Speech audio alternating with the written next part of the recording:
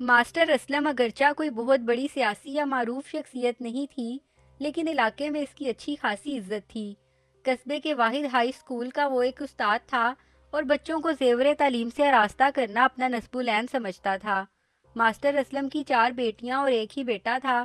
Master Aslam ایک دبو قسم کا انسان تھا۔ اس کے برعکس اس کی بیوی کنیزہ عرف کیچو ایک دھڑلے والی اور بڑی روب و دبدبہ کی مالک عورت تھی۔ کنیزہ اسلم کی تایا ذات تھی۔ وہ دونوں بچپن سے اکٹھے رہتے اور پلے بڑے تھے، اور کنیزہ کا شروع ہی سے اسلم پر روب قائم ہو گیا تھا۔ اس علاقے میں لڑکیوں کی تعلیم کا رواج انتہائی کم تھا، چنانچہ اسلم کو جیب خرچ کے طور پر جو 4 آنے ملتے تھے وہ کنیزہ اس سے چھین لیتی اور وہ خاموشی سے سر جھکا کے اس کے حوالے کر دیتا تھا۔ اسلم سے اس حد درجہ تابع داری سے اس کے ہونے والے ساس سسر بھی کڑتے تھے، بلکہ ایک مرتبہ اس کے تایا نے اسلم سے کہا تھا، اسلم بیٹا، تم مرد ہو اور مرد بن کر رہا کرو، ذرا روب رکھا کرو کیچو پر۔ جی تایا ابو، اسلم صرف اتنا ہی کہہ سکا تھا۔ اسلم اسکول میں ایک پڑھاکو طالب علم شمار کیا جاتا تھا، ہر جماعت میں کوئی نہ کوئی پوزیشن حاصل کرتا تھا۔ اس کے ہم جماعت اس کی کم گویائی پر اکثر اسے تانے مارتے، مگر اس پر کسی بات کا اثر نہیں ہوتا تھا۔ ان دنوں تعلیم کی بہت قدر تھی اور بطور ایک کاروبار کے ابھی اس کا آغاز نہیں ہوا تھا۔ آج کل تو تعلیم بھی ایک کامیاب کاروبار بن چکا ہے، گلی محلوں میں پرائیویٹ اسکول جا بجا کھل چکے ہیں، لیکن اصل علم و ادب آہستہ آہستہ کم ہو رہا ہے۔ میٹرک مکمل کر لینے کے بعد اسلم نے پی ٹی سی کیا اور اسی اسکول میں پڑھانے لگے جہاں وہ خود پڑھتے رہے تھے۔ انہوں نے پرائیویٹ طور پر اپنی تعلیم کا سلسلہ بھی جاری رکھا تھا اور گزرتے وقت کے ساتھ انہوں نے اردو میں ماسٹر کر لیا اور وہ ہیڈ ماسٹر بن گئے۔ اس دوران میں ان کی شادی ہو چکی تھی اور وہ یکے بعد دیگرے 4 بیٹیوں کے باپ بن گئے۔ 4 بیٹیوں کے بعد جب اللہ نے انہیں بیٹے کی نعمت سے نوازا تو ان کی خوشی کا کوئی ٹھکانہ نہ تھا۔ ماسٹر اسلم کے گھر میں ان کی بیوی کنیزہ کی حکمرانی تھی۔ ایک دن ماسٹر اسلم نے اپنی بیوی سے کہا، تمہیں پتہ ہے کنیز کے کیا معنی ہیں؟ مجھے کیا ضرورت ہے مطلب جاننے کی؟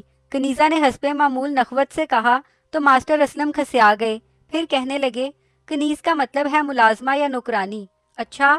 کنیزہ ایک دم غصے میں آ گئی، تمہارا مطلب ہے میں تمہاری نوکرانی ہوں؟ ارے نہیں، میرا یہ مطلب نہیں تھا۔ ماسٹر اسلم صفائی پیش کرنے لگے، لیکن کنیزہ نے آسمان سر پر اٹھا لیا اور پھر ماسٹر اسلم گھر سے نکل پڑے تاکہ گھر کی فضا سازگار ہو سکے، لیکن جب وہ رات کو چوپال سے لوٹے تب بھی کنیزہ کا غصہ کم نہیں ہوا تھا اور وہ مسلسل بڑبڑائے جا رہی تھی۔ اچھا بھگوان، اب جانے بھی دے۔ ماسٹر اسلم نے ہاتھ جوڑ دیے، لیکن کنیزہ کا غصہ کم ہونے نہیں آ رہا تھا۔ مسلسل بڑبڑانے کے بعد جب ماسٹر اسلم کی طرف سے کوئی رد عمل نہیں آیا تو کنیزہ خاموش ہو گئی۔ اس وقت لڑکیوں کی تعلیم صرف قرآن مجید تک محدود تھی، لیکن اس کے باوجود بھی ماسٹر اسلم اپنی بیٹیوں کو گھر پر ہی دنیاوی تعلیم بھی دیا کرتے تھے تاکہ آنے والے وقت میں ان کو کسی قسم کا احساس کمتری نہ ہو، اور اس طرح شاید دیگر رشتہ دار بھی بیٹیوں کی دنیاوی تعلیم کے حق میں اپنی بیٹیوں کو زیور تعلیم سے آراستہ کرنے لگیں۔ سب سے بڑی بیٹی زبیدہ جب جوان ہوئی تو اس کی شادی برادری میں رشتے کی خالہ کے گھر کر دی۔ زبیدہ کا ہونے والا شوہر شبیر سعودی عرب میں رہتا تھا اور وہیں کسی کمپنی میں سینیٹری ورکر کے طور پر کام کرتا تھا۔ شادی کی ساری بات چیت رواج کے مطابق بڑوں کے درمیان طے ہوئی اور زبیدہ کی تصویر تک شبیر کو نہیں دکھائی گئی۔ شبیر بھی اگرچہ اسی قصبے کا رہائشی تھا اور اس کا اپنی خالہ یعنی ماسٹر اسلم کے گھر آنا جانا لگا رہتا تھا، لیکن اسے سعودیہ میں ملازمت کرتے 8 برس بیت چکے تھے اور اس نے جوان ہونے کے بعد زبیدہ کو کبھی نہیں دیکھا تھا۔ شادی کی رات جب شبیر نے زبیدہ کو اپنی دلہن کے روپ میں اجلا عروسی میں دیکھا تو اسے اپنی قسمت پر رشک آ گیا۔ زبیدہ اس کے تصور سے بھی زیادہ خوبصورت اور حسین تھی، وہ تو بس دیوانہ ہی ہو گیا۔ شبیر 2 ماہ کی چھٹی پر آیا تھا اور وہ 2 لمحے بن کر رہ گئے۔ اس کا دل نہیں چاہتا تھا کہ وہ زبیدہ کو چھوڑ کر واپس سعودیہ جائے، اور اس بات کا اس نے دبے لفظوں میں جب اپنے گھر والوں سے ذکر کیا تو اس کی بہنیں اور بھابیاں اسے زبیدہ کے حوالے سے چھیڑنے لگیں۔ بس بھابی، شبیر نے اپنی بڑی بھابی سے مخاطب ہو کر کہا، آپ چاہے جو بھی کہیں، میں یا تو مستقل طور پر پاکستان آ جاتا ہوں یا پھر زبیدہ بھی میرے ساتھ جائے گی۔ یہ بات ہم سے نہ کہیں دیور جی، اس کی بھابی نے لطف لیتے ہوئے کہا، ہم نے کون سا آپ کے پیروں میں بیڑیاں ڈال رکھی ہیں؟ اجازت لینی ہے تو ابا اماں سے لیں، ہماری طرف سے اجازت ہے۔ اس کی بات پر سبھی ہنس پڑے۔ ہاں بھائی، اس کی چھوٹی بہن نے کہا، آپ کو بڑوں سے اجازت لینا ہوگی، ہمارا کیا اعتراض ہے؟ شبیر نے کہا، یہ میرا مسئلہ ہے اور مجھے ہی حل کرنا ہوگا۔ اس نے اپنی والدہ سے کہا تو انہوں نے کشادہ دلی سے اجازت دے دی۔ شبیر بڑا خوش تھا۔ اس نے سعودیہ میں مقیم اپنے ایک دوست سے بات کی اور پھر جلد ہی زبیدہ کے سارے کاغذات مکمل کروا لیے گئے، اور جب شبیر اپنی چھٹی کاٹ کر واپس سعودیہ جا رہا تھا تو اس کے ساتھ اس کی بیوی زبیدہ بھی شریک سفر تھی۔ زبیدہ بھی بہت خوش تھی کہ اسے اتنا چاہنے والا شوہر مل گیا تھا۔ آج کے اس تیز ترین دور میں سائنس اتنی ترقی کر چکی ہے کہ پوری دنیا سمٹ کر انسان کی جیب میں بآسانی سما سکتی ہے۔ زبیدہ بھی اگرچہ اپنے میکے سسرال اور سبھی رشتہ داروں سے ہزاروں میل دور چلی گئی تھی، لیکن اس کے باوجود بھی وہ روزانہ فون پر سبھی سے باتیں کیا کرتی تھی اور خوش رہتی تھی۔ اس کا شوہر بھی اس سے بہت محبت کرتا تھا اور اپنے تئیں ہر ممکن کوشش کرتا کہ زبیدہ کبھی اداس نہ ہو۔ دوسری طرف کنیزہ بھی بہت خوش تھی کہ اس کی بیٹی کا اچھا گھر بن گیا تھا۔ وہ فطری طور پہ ایک لالچی عورت تھی اور بیٹی سے زیادہ اس کو اس بات کی فکر رہتی تھی کہ وہ اپنے کماؤ داماد سے کس طرح زیادہ رقم بٹور سکے۔ زبیدہ سے جب بھی اس کی گفتگو ہوتی، اس کی باتوں کا بنیادی مقصد ہی یہی ہوتا، وہ یعنی زبیدہ اپنی ماں کو زیادہ سے زیادہ رقم بھیجے تاکہ وہ اس کی چھوٹی بہنوں کی شادی بڑے اچھے طریقے سے کر سکے۔ وہ زبیدہ کو یہی تلقین کرتی، زبیدہ بیٹی، اللہ کے کرم سے تمہارا تو بڑا اچھا گھر بن گیا ہے، اللہ تمہیں خوش رکھے، لیکن بیٹی تم ہمارے حالات تو جانتی ہی ہو، تمہاری شادی پر ہم نے جو قرض لیا تھا وہ ابھی سر پر ہے۔ امی آپ پریشان نہ ہوں، زبیدہ ماں کو دلاسا دیتی، آپ کی بیٹیاں میری بھی بہنیں ہیں اور مجھ سے جو بن سکا میں بھرپور انداز میں اپنی بہنوں کی شادی کراؤں گی۔ بس بیٹی اللہ کے بعد تم ہی ہمارا آسرا ہو، کنیزہ چاپلوسی سے کہتی، اور زبیدہ اپنے شوہر سے مختلف ہیلوں بہانوں سے پیسے لے کر گھر اپنے والدین کو مختلف ذرائع سے بھجوا دیتی۔ اسے آہستہ آہستہ ہر جدید سہولت کو استعمال کرنے کا طریقہ بھی آ گیا تھا اور اس کے شوہر شبیر نے اسے ہر کام سکھلا دیا تھا۔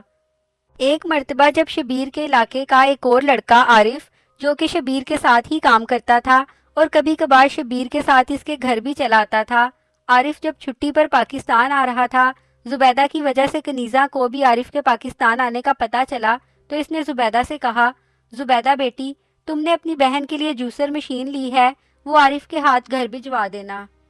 ٹھیک ہے امی جان، زبیدہ نے کہا، میں کوئی بندوبست کرتی ہوں۔ اور ہاں شبیر کو تو پتہ نہیں ہے نا اس بات کا؟ کنیزہ نے پوچھا۔ نہیں اماں، زبیدہ نے کہا، میں آپ کی ہدایات پر حرف بہ حرف عمل کرتی ہوں۔ ہاں بیٹا، کنیزہ نے کہا، اگر اسے پتہ چل گیا کہ تم ہمیں مختلف چیزیں بھیجتی ہو تو وہ ہر وقت تمہیں تانے دے گا اور اپنے احسان جتلاتا رہے گا۔ نہیں امی، میں اسے ہوا تک نہیں لگنے دوں گی، زبیدہ نے کہا۔ ٹھیک ہے بیٹا، کنیزہ نے کہا، اپنا خیال رکھنا۔ زبیدہ نے اللہ حافظ کہہ کر فون بند کر دیا۔ چند دن بعد عارف شبیر کے ساتھ ان کے گھر آیا تو شبیر نے کہا، زبیدہ تم نے اگر کوئی چیز پاکستان بھجوانی ہے تو عارف کو دے دو، وہ وہاں جا کر دے دے گا۔ نہیں فی الحال تو کوئی ایسی چیز نہیں ہے، زبیدہ نے کہا تو شبیر نے سر ہلا دیا۔ عارف جب ان کے گھر سے نکلنے لگا تو زبیدہ غیر محسوس طریقے سے اس کے قریب ہو کر اس سے کہنے لگی، عارف پاکستان جانے سے پہلے مجھ سے مل کر جانا۔ عارف کے چہرے پر سوالیہ نشان دیکھ کر زبیدہ نے سر ہلا دیا تو عارف نے کہا اوکے۔ شبیر کی غیر موجودگی میں زبیدہ کا یہ فکرہ سن کر عارف کا چہرہ سوالیہ نشان بن گیا، لیکن زبیدہ کا اس بات میں ہلتا سر دیکھ کر اس نے بھی ہاں کر دی۔ چند روز بعد جب شبیر ڈیوٹی پر تھا کہ دروازے پہ دستک ہوئی۔ زبیدہ نے دروازہ کھولا تو سامنے عارف کھڑا تھا۔ اسے دیکھ کر زبیدہ دروازے سے ہٹ گئی اور عارف اندر آ گیا۔ زبیدہ نے دروازے کی کنڈی چڑھا دی۔ عارف شاید کسی غلط فہمی کا شکار ہو گیا تھا، وہ اپنی باہیں پھیلائے زبیدہ کی طرف بڑھا۔ یہ کیا کر رہے ہیں آپ؟ زبیدہ نے حیرت سے کہا۔ تو مجھے کس لیے شبیر کی غیر موجودگی میں بلایا تھا؟ عارف نے پوچھا۔ تب زبیدہ کو سمجھ آئی کہ عارف غلط فہمی بلکہ خوش فہمی کا شکار ہو گیا تھا۔ آپ کی فلائٹ کل ہے نا؟ زبیدہ نے پوچھا تو عارف نے اس بات میں سر ہلا دیا۔ ہاں تو پھر؟ وہ دراصل مجھے ایک چیز امی کو بھجوانا تھی، زبیدہ نے وضاحت کرنا چاہی، لیکن اس کی بات ابھی پوری نہیں ہوئی تھی کہ ایک بار پھر دروازے پر دستک ہوئی۔ عارف کے ساتھ ساتھ زبیدہ بھی چونک اٹھی۔ یہ کون آ گیا؟ اس نے خود کلامی کی اور پھر عارف کا ہاتھ پکڑ کر اندر لے گئی اور اسے کپڑوں کی الماری میں چھپا کر بند کر دیا۔ دروازے پر ایک بار پھر دستک ہوئی اور ساتھ ہی شبیر کی آواز آئی، زبیدہ دروازہ کھولو، میں ہوں شبیر۔ اس وقت تک زبیدہ دروازے تک پہنچ چکی تھی۔ کیا بات ہے؟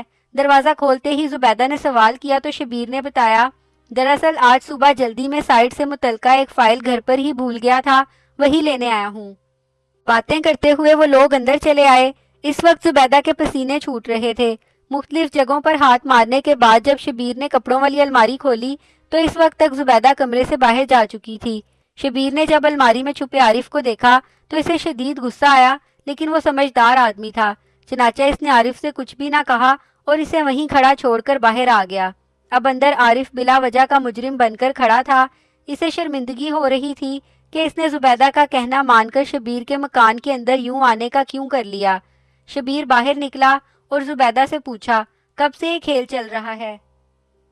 शबीर, बात दरअसल ये है कि मैं आपसे चोरी छुपे अम्मी को कुछ चीजें भिजवाना चाहती थी, इसलिए आरिफ को बुलाया था, और कोई भी बात नहीं है। जुबैदा ने अपनी सफाई पेश करते हुए कहा तो शबीर ने पूछा, ऐसी क्या चीज जो मुझसे चोरी छुपे भेजनी थी? वो एक जूसर मशीन है, जुबैदा ने हकलाते हुए कहा। अगर इस बात को सच मान लें तो क्या मैंने कभी तुम्हें अपने मेके वालों को कोई चीज भेजने से मना किया है? शबीर अपने गुस्से पर बड़ी मुश्किल से काबू पा रहा था। इनकी बातों के दौरान में आरिफ खामोशी से इनके मकान से बाहर निकल गया। शबीर इसे बाहर जाते हुए देख रहा था, लेकिन खामोश था। इस वक्त इसकी सारी तवज्जो का मरकज जुबैदा थी। आपने तो कभी इनकार नहीं किया, जुबैदा ने इसके सवाल का जवाब देते हुए कहा, लेकिन मुझे डर था कि कहीं आप इनकार ना कर दें। अच्छा ठीक है। शबीर जाने लगा तो जुबैदा इसके पांव पड़ गई। शबीर, खुदा की कसम बस यही बात है, और कोई भी ऐसी बात नहीं है जो आप समझ रहे हैं। अच्छा, अब ये चापलूसी और मक्कारी छोड़ो। शबीर के लहजे से लग रहा था कि गोया इसकी वो खामोशी किसी बहुत बड़े तूफान का पेश खैमा थी। जुबैदा रोने लगी, लेकिन इस वक्त शबीर गोया पत्थर का बन चुका था, जिस पर किसी भी बात का कोई असर नहीं होता। वो खामोशी से घर से निकल गया। बाहर निकलकर इसने अपने ससुर का नंबर मिलाया और राब्ता होने पर सलाम के बाद कहने लगा, अंकल, जूसर मशीन के अलावा कोई और चीज़ मंगवाना हो तो वो भी बता दें। क्या मतलब? मास्टर असलम से चौंके कनीज़ा ऐसे सारे मामलात मख्फी रखती थी और इसे इस बात का कतन इल्म नहीं था कि कनीज़ा अपनी बेटी से क्या कुछ लेती रहती है, इसलिए इसका चौंके जाना फितरी बात थी। लेकिन इस दर पर्दा बात का इल्म शबीर को भी नहीं था। चनाचा वो अपने तई बड़े तरीके से दूध का दूध और पानी का पानी करना चाहता था। चनाचा इसने मास्टर असलम से कहा, अंकल, जुबैदा बता रही थी कि आप लोगों ने जूसर मशीन का कहा है, इसलिए मैंने सोचा कि अगर किसी और चीज़ की ज़रूरत है तो वो भी इकट्ठे ही भेज देते हैं। नहीं बेटा, मास्टर असलम ने पुख्ता लहजे में कहा, हमने तो ऐसी कोई चीज़ मंगवाने का नहीं कहा जुबैदा को। चलो ठीक है, शबीर ने कहा और अलविदाई कलमात के साथ ही फ़ोन बंद कर दिया। अगले दिन इसने जुबैदा को वापस भिजवाने के मुकम्मल इंतज़ाम के बाद इसे 2 गवाहों की मौजूदगी में 3 तलाक़ें दे दी और जुबैदा रोती पीटती और सफाई पेश करती रह गई, लेकिन शबीर ने इसकी एक नहीं सुनी। सिर्फ यही कहा, अगर तुम्हारे मेके वाले इस बात का इतराफ़ कर लेते कि उन्होंने जूसर मशीन मंगवाई है तो शायद मैं अपने दिल को समझा लेता, लेकिन अब मैं आंखों देखी मक्खी नहीं निगल सकता। तुम्हारा और मेरा रास्ता आज से अलग हुआ। और जुबैदा रोती पीटती वापस पाकिस्तान अपने माँ बाप के घर आ गई। बाद में आहिस्ता आहिस्ता सारी बात वाज़िया हो गई। तब कनीज़ा के जहन में ये बात आई कि वो अपनी दूसरी बेटी को ब्याते ब्याते अपनी शादीशुदा बेटी को भी तलाक दिलवा बैठी। लेकिन अब क्या हो सकता था? बस अब तो सारी जिंदगी के पछतावे ही इसके हाथ रह गए थे।